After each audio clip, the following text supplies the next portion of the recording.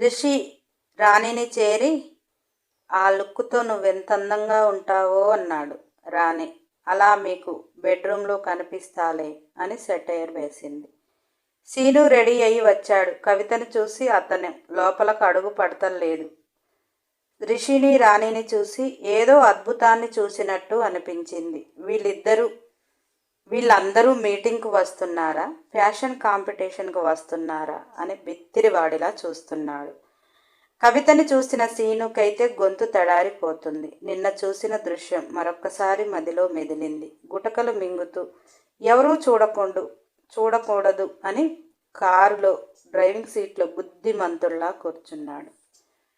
కవిత ఇంతలా అందంగా రెడీ అయిన పంది మొక్కమోడు కనీసం ఒక 5 నిమిషాలన్నా అలా చూశాడా?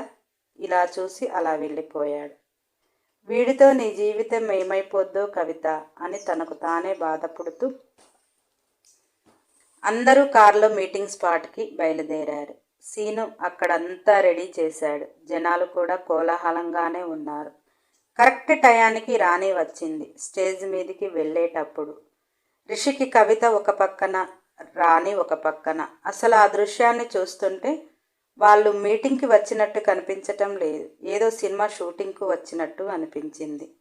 స్టేజ్ పైకి వెళ్ళాక కవిత ఒక పక్కగా వెళ్ళి నిలుచుంది. సీను వెనుకగా చేతులు బిగించి అందరినీ చూస్తూ కవిత పక్కకి చేరాడు. కవితకి మనసులో తీన్మార్ వేస్తూ డీజేలు మోగుతున్నాయి. ఆ స్టేజిపై ఇద్దరు లోకాన్ని మరచి అందమైన పాట పాడాలని మనసు ఆరాటపడుతుంది. రిషిని రాణిని, ఆ ఇద్దరి జంటను చూసిన జనాలకు వాళ్ళిద్దరూ ఇక్కడివారు కాదు అట్టుంది అనేలా వాళ్ళ అందాలు వర్ణనాతీతంగా ఉన్నాయి. వాళ్ళిద్దరు భార్యాభర్తలు, ఒకరి కోసం ఒకరు పుట్టారు అనేలా జనాలు ఫిక్స్ అయిపోయారు. మొదటగా రాణి అంతమంది జనాలను చూసి తడబడింది. కానీ రిషి ఆమె చేతులు పట్టుకుని ధైర్యం చెప్తూ, నువ్వు కొంచెం తడబడ్డా కానీ బ్లేమ్ అయిపోతాం. నీ మనసుకు నువ్వేమనుకుని ఎమ్మెల్యే అవ్వాలి అనుకున్నావో అదే నీ కళ్ళ ముందు మెదలాలి. అప్పుడే నీకు ధైర్యం వస్తుంది అని చెప్పాడు. రాణికి ఈ పదవులు, ఈ డబ్బులు కాదు కావాల్సింది. రిషితో పెళ్లి జీవితం కావాలి. రిషిని అందనంత ఎత్తులో ఉంచాలి. పిల్లా పాపలతో ఆమె జీవితం నిండుగా ఉండాలి. మనసు నిండా నింపుకుంది. రిషితో ముందు జీవితం కావాలి అని ధైర్యంగా స్పీచ్ ఇవ్వటం మొదలుపెట్టింది. అనర్గళంగా గంటసేపు రూలింగ్ పార్టీని, ఎక్స్ పార్టీని ఏకదాటిగా ఏకరవు పెట్టి ఉతికి ఎండేసి ఆరేసి పిండేసి ప్రజలకు గత నేతలు ఎంత అన్యాయం చేశారు క్లియర్గా సింపుల్గా చెప్పింది. వచ్చిన జనాలు ఆమె అందాన్ని చూసి మురిసిపోయిన వాళ్ళు ఉన్నారు. ఆమె మాట తీరు నచ్చిన వాళ్ళు ఉన్నారు. ఆమెతో గడిపిన వారు ఉన్నారు. కానీ ఆమెతో గడిపిన వాళ్ళకి ఆమె ఏ రోజు అసభ్యంగా అనిపించలేదు. ప్రతి ఒక్కరికి తన దగ్గరకు రాకండి, మీ కుటుంబాల ఉంటే జాగ్రత్తగా చూసుకోండి అని చెప్పింది. అంటే కుటుంబానికి విలువనిస్తుంది. కుటుంబానికి విలువ ఇచ్చేది సమాజానికి విలువనిస్తుంది. అలా ఆలోచించేవారు ఉన్నారు. రాణి గత ప్రభుత్వంలో ఉన్న పాలకులు ఈ నియోజకవర్గంలో ప్రజలను గురించి పట్టించుకోకుండా వారి సొంత అవసరాలకు పదవులు అన్నట్టుగా ఇప్పుడు రూలింగ్ పార్టీలో ఉన్న ఎమ్మెల్యే ఎంత ఘనకార్యుడు, ఎక్స్ పార్టీలో ఉన్న లీడర్లు ఎంత ఘనకార్యులు చెప్పగానే జనాలకి వాళ్ళ భాగోతం చెప్పినట్టు అనిపించింది. అలా first meeting super duper success అయింది. రాణి మాట్లాడుతుంటే రిషి ఒక అద్భుతాన్ని చూసినట్టు చూస్తున్నాడు. ఇది రెడ్ లైట్ ఏరియాలో అతని కళ్ళ ముందు కనిపించిన రాణియేనా, ఈ రాణి ఒకటేనా అన్నట్టుగా ఉంది. ఒకటి ఎలా అవుతుంది? రెడ్ లైట్ ఏరియాలో ఉన్న రాణికి భవిష్యత్ అసలే వద్దు. ఆ నరకంలో అనుభవించే దానికంటే ఎప్పుడు చచ్చిపోతానా అని ఎదురు చూసింది. ఇక్కడ ఉన్న రాణికి రిషితో జీవితం కావాలి. ఆమెకంటూ ఒక మనిషి ఉన్నాడు. ఆ మనిషి కోసం పోరాటం చేస్తుంది. ఆమెకు సంపద కావాలని, పదవులు కావాలని ఏమీ లేవు. పవర్లో ఉంటే ఈజీగా మనీ సంపాదించవచ్చు. రిషిని అందనంత ఎత్తులో ఉంచాలి. అలా ఉంచితే రిషికి రాణి ప్రాణం. కాబట్టి భార్యాభర్తలుగా సొసైటీలో గుర్తించబడతారు. వాళ్ళిద్దరికీ ప్రేమగా పిల్లలు వస్తారు. రాణి కలలు కనేది భర్త కోసం, పిల్లల కోసం. తన బురద బతుక్కి ఈ జన్మకి అది సాధ్యం కాదు అనుకుంది. కానీ ఒక్కొక్క సందర్భంలో ఒక్కొక్కలా ఆమెకు అవకాశాలు కలిసి వచ్చాయి. అంది వచ్చే ఆకాశాన్ని చేజార్చుకొని ఆమె కలలు కన్న కాపురం ఎందుకు పోగొట్టుకుంటుంది? ఈ జన్మలోనే అది అందుకోవాలని తపన పడుతుంది. రిషి ఎలక్షన్ల ముందు ఇవన్నీ ఏమీ వద్దు, ఇద్దరం ఎటైనా వెళ్దాము అన్నప్పుడు అలా కూడా వారిద్దరి కాపురం బాగానే ఉండేది. వారి మధ్యలోకి పిల్లలు వస్తారు. కానీ రిషి అక్కడ అసమర్థుల్లా ఉంటాడు. పారిపోయిన జీవితం అవుతుంది. అందుకే రాణి ఎదురొడ్డి పోరాడి గెలిచి ఆమె కలలు కన్న జీవితం చేజిక్కించుకోవాలని ప్రతి ఒక్క అడుగు చాలా జాగ్రత్తగా, చాలా తెలివిగా వేస్తుంది. రెడ్ లైట్ ఏరియాలో ఉండగా ఆమెకి ఇవన్నీ అవసరం లేదు కదా. అలా రాణి స్పీచ్కి సీను అంత చదువుకున్నవాడు అబ్బురంగా ఆశ్చర్యంగా చూస్తున్నాడు. వేల మంది జనాలు, కొద్దిగా కూడా భయం పడటం లేదు. మధ్య మధ్యలో కవిత జ్యూసులు పంపిస్తున్నాడు. కవిత వినయంగా రాణికి అందిస్తుంది. అలా ఆ మీటింగ్ ముగిసింది. టీవీలో మారు మోగుతుంటే అయ్యో మేమన్నా వెళ్ళకపోతేమి ఆ మీటింగ్కి అని బాధపడేవారు టీవీ ముందు కూర్చొని కొద్దిగా కూడా మిస్ అవ్వకుండా ఆమె అందాన్ని ఆస్వాదిస్తున్నారు, ఆమె మాటలను ఆస్వాదిస్తున్నారు. ఈసారి నా ఓటు ఆమె అందానికి వెయ్యొచ్చు, ఎంతమంది ఎదవలకి ఓట్లేస్తే ఏం పీకారు అనుకునేవారు ఉన్నారు. అలా మీటింగ్ ముగించుకొని రిషి పెట్టిన మనుషులు రాణికి అడ్డంగా ఉంటే ఆ జనసంద్రం నుంచి కారులో కూర్చోగలిగింది. అలా ఇంటికి చేరిన రాణికి రిషికి రత్నం అయితే ఒక 10 రకాల దిష్టిలు తీసింది. రాణి, నేనేమైనా చిన్న పిల్లనా అంతలా చేస్తున్నావు అంటే కూడా. రత్నం, ఊరుకోండమ్మా, ఎంతమంది ఎదవల కళ్ళు పడ్డాయో మీ జంటపై, నీ పాపిష్టి కళ్ళు పడ్డాయో అని. వెంటనే స్నానం చేయండమ్మా, నేను కాఫీ పట్టుకు వస్తా అన్నది. రిషి రాణి ఇద్దరు నవ్వుకుంటూ వారి గదిలోకి వెళ్ళారు. రిషి ఎప్పటినుంచో రాణికి ముద్దు చేయాలని ఆరాటం, ఎంతలా ఆ కోరికను ఆపుకుంటున్నాడు అంటే అసలు రాణి మాట్లాడుతుంటే ఆ మాటలకు తగినట్టు ఆమె ఫేస్లో ఎక్స్ప్రెషన్స్, 2 హ్యాండ్స్ మూవ్ అవ్వటం చూస్తూ ఉండిపోవాలి అనిపించింది.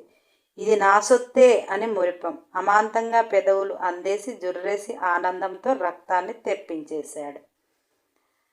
రాణి రిషిని 2 పీకులు గట్టిగా పీకి, రేపటి నుంచి నేను ఇంటింటి ప్రచారానికి వెళ్ళాలి, ఇలా మీరు బైట్స్ ఇస్తే చూసేవారు ఏమనుకుంటారు అని గద్దిస్తుంటే, రిషి ఏమనుకుంటారు, రాత్రి వాళ్ళ ఆయనకి బాగా ముద్దొచ్చిందేమో అనుకుంటారు అనగానే రాణికి ఆ మాట ఎంత ఆనందాన్నిచ్చిందో. వెంటనే రిషి పెదవులు అందుకొని ఇష్టంగా ముద్దిస్తే రిషి ఆమెను అలానే ఎత్తుకొని గిరగిరా తిప్పేశాడు. రాణి పెదవులు వదిలాక ఇక మీరు పాప పనిలో ఉండండి అంటుంటే రిషి, పిచ్చి మొహందాన, ఆ ఎమ్మెల్యే గాడు ఊళ్ళో ఉండగా పాప అంత త్వరగా మన మాట వినదు. ఈరోజు సాయంత్రం ఎక్స్ పార్టీ వాళ్ళకి వాసు ఇచ్చిన ఇన్ఫర్మేషన్ మీడియాకి లీక్ చేస్తారు. అది మారు మోగుతుంటే తర్వాత ఈయన గారిని పార్టీ ప్రెసిడెంట్లు పిలుస్తారు. అప్పుడు ఎలాగో బయటికి వెళ్తాడు కదా, అప్పుడు పాప సంగతి చూస్తా అన్నాడు. రాణి వాసుని కాస్త జాగ్రత్తగా ఉండమని గట్టిగా చెప్పండి. సీను అంటే మనతో ఉంటున్నాడు. ఎలక్షన్లు అయిపోయేదాకా సీనుని ఇక్కడే ఉండమని చెప్పండి. మీరు బ్రతికి ఉన్నారు అని వాసు, సీను ఇద్దరు ద్వారా ఇన్ఫర్మేషన్ పాస్ అవుతున్నాయి అని తెలిస్తే ముగ్గురికి థ్రెడ్ ఉంటుంది. కాస్త జాగ్రత్తగా ఉండండి అని ఇద్దరు చక్కగా ఫ్రెష్ అయ్యి కిందికి వచ్చేలోగా ఉదయం జరిగిన మీటింగ్ని రకరకాలుగా చూపిస్తూ రాణిని బాగా హైలైట్ చేస్తున్నారు. వాసు ఎక్స్ పార్టీ వాళ్ళకి రిషిని, అతని చెల్లిని అతనే ప్లాన్ చేసి లేపేశాడు అని సాక్ష్యాలతో మీ ముందుకు తీసుకుని వచ్చి అతడు చేసిన నిర్వాకాలను జనాల ముందు చూపించి చెప్పులతో కొట్టిస్తామని ఎక్స్ పార్టీ వాళ్ళు మీడియాకి లీక్ చేశారు. అప్పటికే వాసుకి చాలా డబ్బు ముట్టజెప్పారు. ఎందుకంటే అది రియల్గా ఉన్నది కాబట్టి. అది లాస్ట్లో రివీల్ చేద్దామని. ఇక ఈ న్యూస్ ఎమ్మెల్యేకి చెమటలు పట్టించాయి. నేను చెప్పించాను అని వాళ్ళ దగ్గర ఎవిడెన్స్ ఉంటుందా? నన్ను భయపెడుతున్నారా? నిజంగా ఉంటే నా భవిష్యత్తు ఏంటి? ఇప్పటికే అదెవతో రాణి అంట, అది ఎక్కడి నుంచి వచ్చిందో కూడా తెలియదు. నా నియోజకవర్గంలో అదెవతి రా అని కార్యకర్తలను అడిగితే కార్యకర్తలు రిషి ఎప్పుడూ రాణి దగ్గరికి పంపించలేదు, అతను బయట నుంచే పంపించేవాడు. రాణి వాళ్ళకు కూడా పెద్దగా తెలియదు. కానీ అక్కడ రిషి మనిషి, రిషి చెప్పమన్నట్టు ఆమె రిషి అన్న పెళ్లి చేసుకుంటా అని తెచ్చాడు, తర్వాత మీ చెల్లిని చేశారు. ఇప్పుడు రిషి లేడు, ఆమెకు రిషి అంటే ప్రాణం. ఆ బాధ తట్టుకోలేక ఏదో ప్రజాసేవ చేద్దామని ఉన్నదంతా అమ్మి జనాల్లో వచ్చిందని అన్నాడు ఎమ్మెల్యే. దానికేం కర్మరా, ప్రజాసేవ చేసుకోవాల్సిన అవసరం దానికేంటి? మా లాంటోళ్ళ చేతి కింద ఉంటే మేమే దానికి సేవలు చేస్తాము కదా, దాని కాలికి మట్టి అంటకుండా చూసుకుంటాం కదా అన్నాడు. ఆ రిషిగాడు చావు, మా చెల్లి చావు నా మెడకు చుట్టుకొని ఈసారి నేను ఈ గొడవల్లో గెలుస్తానో లేదో, అదేమైనా మన గ్రిప్లోకి వస్తుందేమో ట్రై చేయండి అన్నాడు. రిషి మనిషి, నువ్వు వెళ్ళి జైల్లో చిప్పకూడు తింటావురా యాదవా, ఆమెను లైన్లో పెడితే ఏం చేస్తావురా అని మనసులో తిట్టుకొని అలాగేనండి అని గంగిరెద్దులా తల ఊపాడు ఎమ్మెల్యే. మనం ఎక్స్ పార్టీ మీద ఏదో ఒక లీకు ఉంటే మీడియాకు చెప్పాలరా, ఆ పార్టీలో ఎవడన్నా డబ్బు కమ్ముడు పోయేవాడు ఉంటే కొనేయండి అన్నాడు రిషి మనిషి. ఆ పార్టీలో ఒక అతను, నాకు తెలిసిన అతను ఉన్నాడు, నేను కనుక్కొని చెప్తా అన్నా అని రిషి వేసిన ప్లాన్ ఎమ్మెల్యే కూడా పడ్డాడు. ఇప్పుడు వాసు అక్కడ లీకులు చెప్పటానికి డబ్బు ఫుల్గా ఆఫర్ చేస్తాడు. ఎమ్మెల్యే దగ్గర నుంచి ఆ మనీ రిషికి వస్తుంది. ఆల్రెడీ ఎక్స్ పార్టీ నుంచి చాలా వచ్చింది, దాన్ని ఎలక్షన్ల ప్రచారంలో ఫుల్గా వినియోగిస్తాడు. అంటే వాళ్ళు ఓడిపోవటానికి వాళ్ళ నుంచే డబ్బులు లాగటానికి రిషి ఎత్తులు వేశాడు. అది సక్సెస్ అయింది. ఆ ప్లాన్లో దండిగా ఎమ్మెల్యే దగ్గర నుంచి ఎక్స్ పార్టీ అతని దగ్గర నుంచి డబ్బులు దండుకున్నారు. రాత్రి కల్లా టీవీలో ఒకరిపై ఒకరు, ఒకరికి మించి ఒకరు మీరు ఈ అగత్యాలు చేశారంటే మీరు ఆ అగత్యాలు చేశారు, మా దగ్గర ఈ ఎవిడెన్సులు ఉన్నాయి, మా దగ్గర ఆ ఎవిడెన్సులు ఉన్నాయి, వాళ్ళు కొట్టుకుంటుంటే డిబేట్ల మీద డిబేట్లు జరుగుతున్నాయి. ఇటువంటి నాయకుల ప్రజలను కాపాడేది అని హోరెత్తిపోతున్నాయి. రిషికి ఫస్ట్ డేనే డబ్బుకు డబ్బు వచ్చింది, ఇద్దరు కొట్టుకుంటుంటే మూడో వాడికి మంచి జరుగుతుంది అన్నట్టు వాళ్ళు కొట్టుకుంటుంటే రాణి ఏమంత పెద్దగా చెయ్యకపోయినా గెలుస్తుంది అనే ఒక భావన రిషికి వచ్చింది.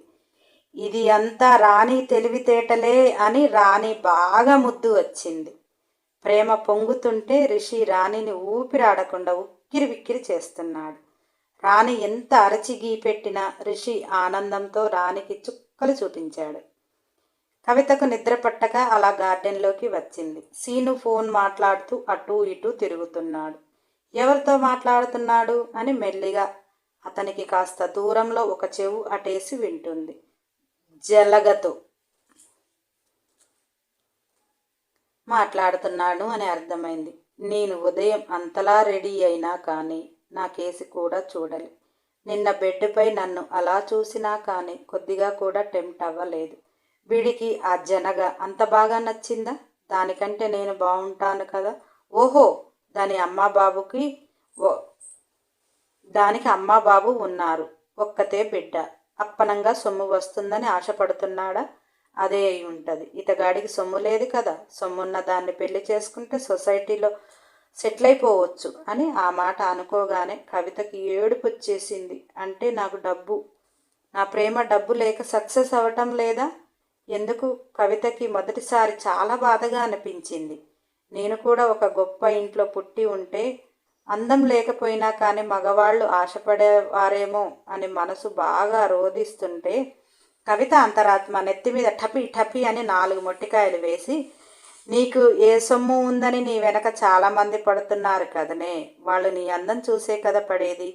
నిన్ను ఇష్టపడ్డ వాళ్ళు నీకు నచ్చరు, నువ్వు ఇష్టపడ్డ వాడికి నువ్వు నచ్చటం లేదు, అంతేకాని ఇక్కడ సొమ్ము అందము ఏమీ లేదు అని చెప్పింది. అయినా కానీ కవిత మరి సీను జలగకి పడిపోయాడు అంటే అందుకే కదా ఈ ఉక్రోషం, బాధ, వేదన ఏమిటో ఆమెకే తెలియదాయే.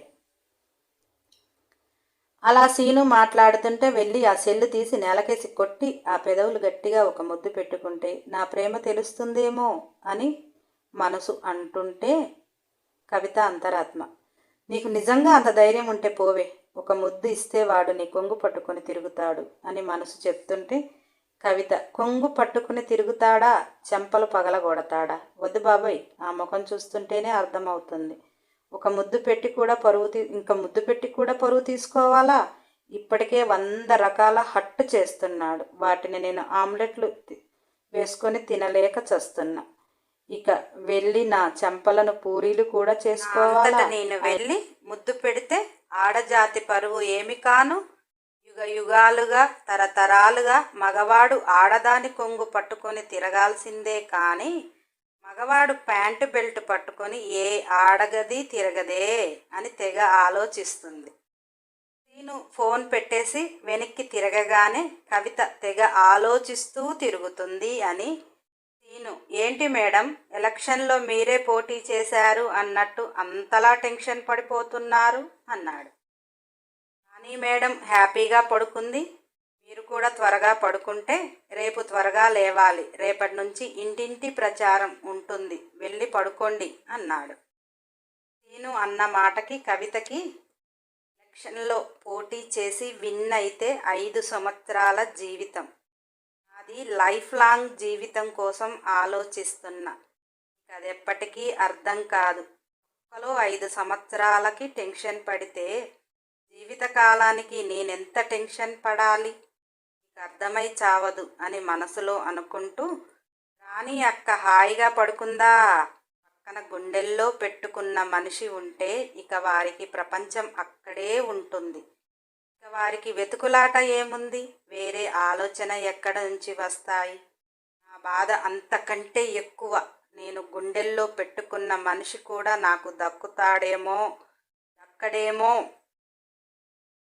నేను మోస్తున్న భారం లోకంలో ఎవ్వరూ మోయట్లేదు అని బేలగా మొహం పెట్టుకొని పడుకో అన్నాడు అని ముద్దు ఉండదు, ఒక ముచ్చట ఉండదు అనుకుంటూ అలా ఎలా ఉంటాయిలే, అన్నీ అతగాడు ప్రేమించిన ఆవిడత దగ్గర తృప్తిగా తినేశాడు కదా, అన్నీ అయిపోయిన వాడికి ఏముంటుంది నా దగ్గర కోరుకోవటానికి, నీ అమ్మ బతుకు అనుకుంటూ మనసులో బాధపడుతూ అన్నీ అయిపోయాయి అంటే ముసలోడైపోయాడా అని అన్నది కవిత మనసు.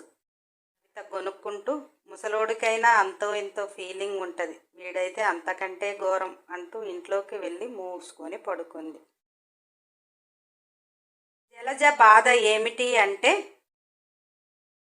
ఎలక్షన్లో రాణి మేడం గెలిస్తే సీను రైట్ హ్యాండ్ అయితే వాసు లెఫ్ట్ హ్యాండ్ అవుతారు. లైఫ్లో సెటిల్ అవే ఛాన్సెస్ ఉన్నాయి. అతని కోసం తప్పించిపోతున్న నా ప్రేమను పట్టాలెక్కించే బాధ్యత నీది అని సీనుకి తన గోడు వెళ్ళబుచ్చుకుంటుంది. సీను కూడా అంతలా ప్రేమించే అమ్మాయి వాసుకి దొరకటం అదృష్టమే. రాణి మేడం గెలిస్తే కాస్త సెట్ అవుతాడు. అప్పుడు జలజతో పాటు సీను కూడా వాసుకు చెప్పాలి అని ఆలోచిస్తున్నాడు. జలజ సీను మాట్లాడుకునేవి మొత్తం వాసు గురించి. మన కవితకేమో సీను జలజకి పడిపోయాడు, ఎదురుగా ఉన్న నన్ను పట్టించుకోవటం లేదు అంటూ చూస్తే ప్రాణ స్నేహితురాలు, ఇటు చూస్తే ప్రాణనాథుడు. తన మనసులోది వేరొకరికి చెప్పుకోవటానికి కూడా లేని పరిస్థితి అయిపోయింది కవితకి. అలా మరుసటి రోజు నుంచి చక్కగా ఇంటింటి ప్రచారం మొదలుపెట్టారు.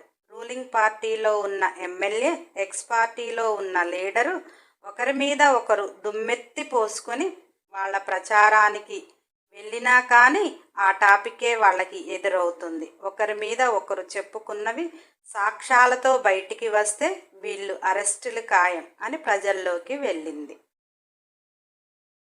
ఈ గందరగోళంలో రాణి చాలా పద్ధతిగా, రాణితో పాటు కవిత ఇంకా పద్ధతిగా, వీళ్ళతో పాటు ఇంకొంతమంది చక్కటి ఆడవాళ్ళని డబ్బు పెట్టి ఇంటింటి ప్రచారం మొదలుపెట్టారు.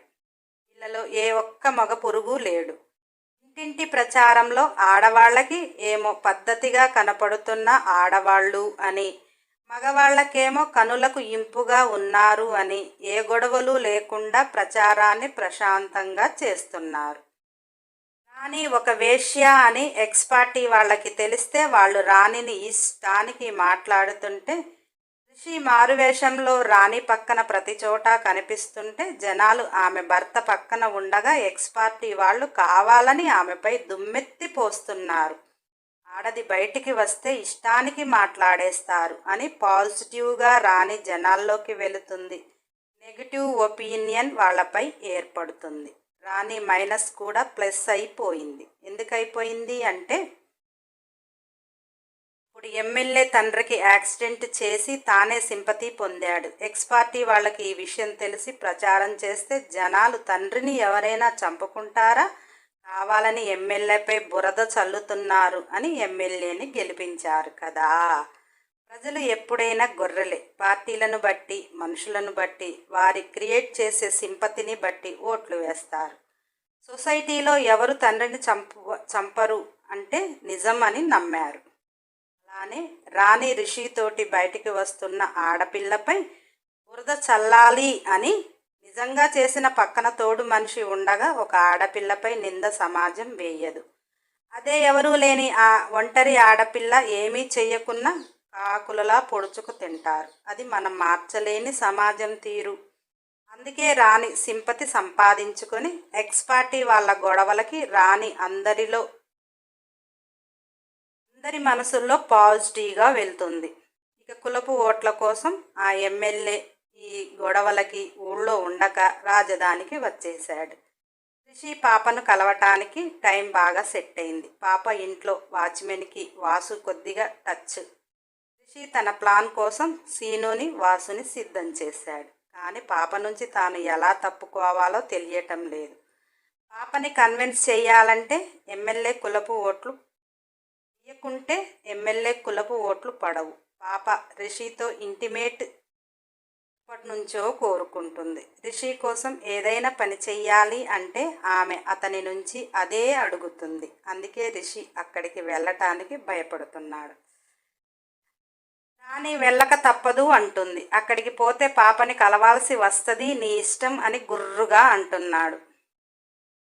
రాణి, మీరు కలవాలి అనిపిస్తే కలవండి, కలవలేను అంటే మొత్తం మ్యాటర్ అంతా వివరించాక నాకు ఫోన్ చేయండి. నా వల్ల కాదని అప్పుడు మీరు అనుకుంటే నేను చూసుకుంటా. పాపని నేను డీల్ చేస్తా అన్నది. కానీ పాప ఏదైనా పదవి కావాలేమో ఇద్దాము అనుకుంది. రాణి భరోసా మీద బయలుదేరాడు. మొదట వాసు పాప ఇంట్లోకి చూశాడు. కుక్కలు కట్టేసి ఉన్నాయి. వాచ్మెన్ని చూసి ఏమామా ఎలా ఉన్నావు అన్నాడు. వాచ్మెన్, బాగున్నారా, ఇటు వచ్చావేంటి అంటే ఎలక్షన్లు కదా, 1,00,000 పనులు అంటూ, ఎలా ఉంది మీ ఎమ్మెల్యే పనితనం అంటే వాచ్మెన్, నాకేమి తెలుసు, ఇక్కడ నేను ఇంట్లోకి ఎవరిని వెళ్లకుండా కాపలా కాయటం వరకే నా బాధ్యత కదా అన్నాడు. వాసు ఆ మాట ఈ మాట మాట్లాడుతూ, వాచ్మెన్కి స్మోక్ చేసే అలవాటు ఉంది. తనంతట తాను అడుగుతాడేమో. తను వాచ్మెన్ కోసం ఒక సిగరెట్ సపరేట్గా తెచ్చాడు. లైట్గా మంది వచ్చి బజ్జోటానికి, మత్తు వచ్చి బజ్జోటానికి. వాచ్మెన్ ఎంతకీ అడగటం లేదు అని వాసుకి అలవాటు లేకపోయినా మామూలు సిగరెట్ కష్టంగా తాగుతున్నాడు. ఇక అలవాటు ఉన్నవాడు పక్క వాళ్ళు తాగుతుంటే ఆగలేరు కదా. వాచ్మెన్, నాకు కూడా ఒక బీడీ ఉంటే ఇవ్వరా అని అన్నాడు. వాసు, నా దగ్గర బీడీలు ఎందుకుంటాయి మామా అంటూ వాచ్మెన్ కోసం సిద్ధం చేసిన సిగరెట్ ఇచ్చాడు. వాచ్మెన్ చక్కగా తాగాడు, హాయిగా బజ్జున్నాడు. సీను సీసీ కెమెరాలు పనిచేయకుండా చేశాడు. రిషి తాపీగా వెళ్ళాడు. రిషి తలుపు కొడుతుంటే పాప, ఊళ్ళో ఆ చచ్చినోడు కూడా లేడు, నా ఇంటి తలుపు కొట్టేవాడు ఎవడబ్బా, అయినా వాచ్మెన్ నాకు ఫోన్ చేస్తాడు అని తెగ ఆలోచిస్తూ తలుపు తీసింది. రిషిని టీవీలో చూస్తుంది. రాణి పక్కన రిషి అని పెట్టేసింది. రాణి భర్త ఏమో బాలీవుడ్ హీరోలా ఉన్నాడు అని ఆలోచిస్తుంది. అతను మా ఇంటికి ఎందుకు వచ్చాడు అని రిషిని చూస్తూ బాగా ఎగ్జైట్మెంట్ అవుతూ, రండి కూర్చోండి అని ఆనందపడిపోతుంది.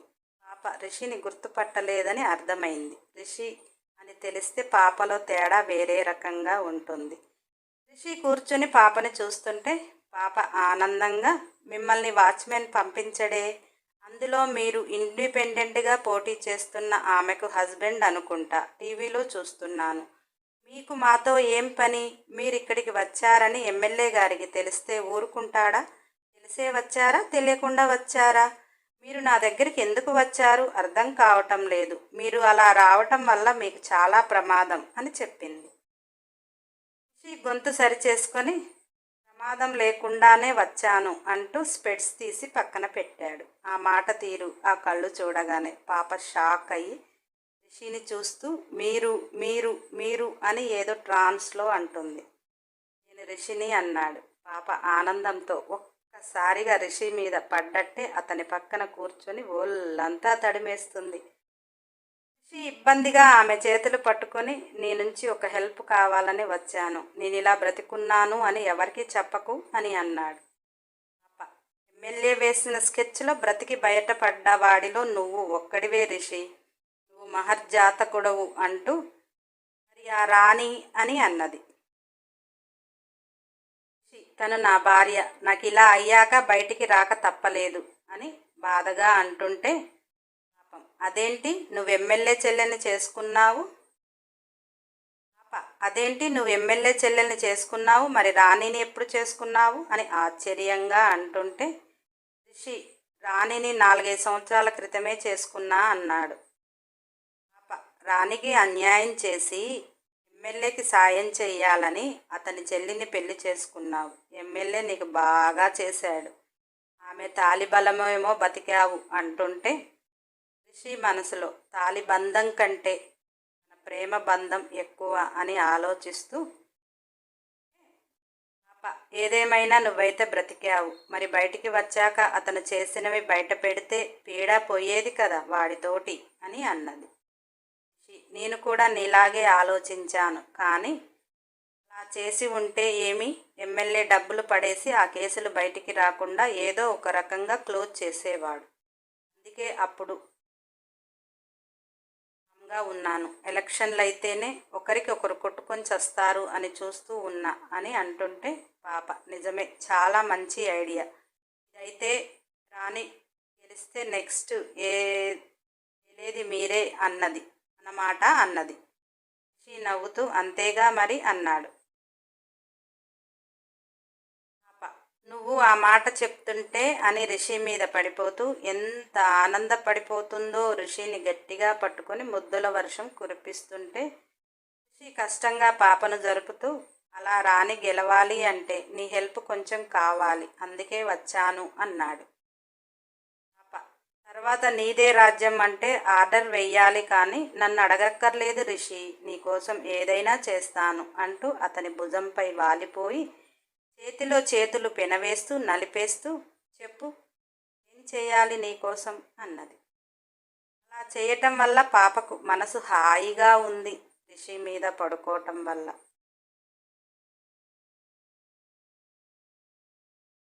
రిషిదే రాజ్యం అయితే ఆమెకు అతని తోడు ఉంటాడు, అధికారంలో ఉంటాడు, ఇష్టమైన వాడు. పాప అలా ఊహల్లో ఉంది. రిషికి మాత్రం పై ప్రాణాలు పైనే పోతున్నాయి, కానీ తప్పక భరిస్తున్నాడు.